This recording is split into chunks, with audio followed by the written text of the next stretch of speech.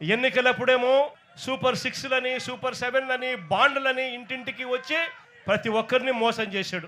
ఎన్నికలు అయిపోయిన తర్వాత గతంలో వైఎస్ఆర్సీపీ ప్రభుత్వంలో ఉన్న పథకాలన్నీ రద్దు చేశాడు.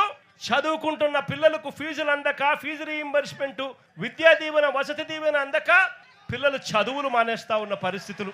మరోవైపు చూస్తే గవర్నమెంట్ స్కూళ్ళు ఇవాళ అన్యాయమైన పరిస్థితులకు పోతా ఉన్న పరిస్థితులు. కోరు ముద్ద కింద మనం తీసుకొచ్చిన పథకం ఈ రోజు చిన్నారులు మంచి భోజనం కూడా పెట్టలేని పరిస్థితిలో ఈ రాష్ట్ర ప్రభుత్వం పనిచేస్తూ ఉంది.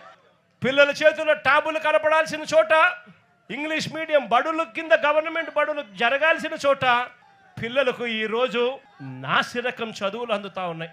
మరోవైపున చూస్తే ఆరోగ్యశ్రీ పథకం పూర్తిగా పడకేసింది. పేదవాడు ఈరోజు ఎక్కడైనా కూడా వైద్యం అందాలి అని అంటే లక్షలు పేదవాడు వైద్యం కోసం కడితే తప్ప వైద్యం అందని పరిస్థితి. ఇక్కడ కూడా నా దగ్గరికి ఎవరో ఒక బోర్డు పట్టుకొని వచ్చినారు, అన్నా నా పరిస్థితి ఇట్లుందన్నా, మా కుటుంబ సభ్యుల పరిస్థితి ఇట్లుంది అని చెప్పి ఇక్కడికి కూడా ఎవరో వచ్చి బోర్డు పట్టుకొని వచ్చినారు.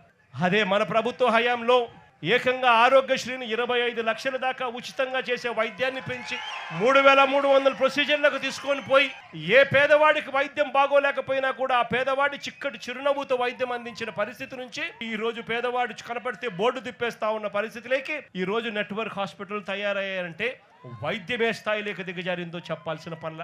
మరోవైపున చూస్తే ఉచిత పంటల బీమా గాలికి ఎగిరిపోయింది.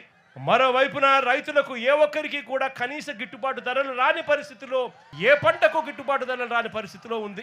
అక్క చెల్లెమ్మలకు 0 వడ్డీ పథకాన్ని సైతం ఇస్తా ఉన్న పరిస్థితుల నుంచి ఈ రోజు అక్క చెల్లెమ్మలకు ఏ పథకము అందక చివరికి 0 వడ్డీని కూడా తీసేసిన పరిస్థితిలో ఈ రోజు అక్క చెల్లెమ్మల పరిస్థితులు ఉండరు.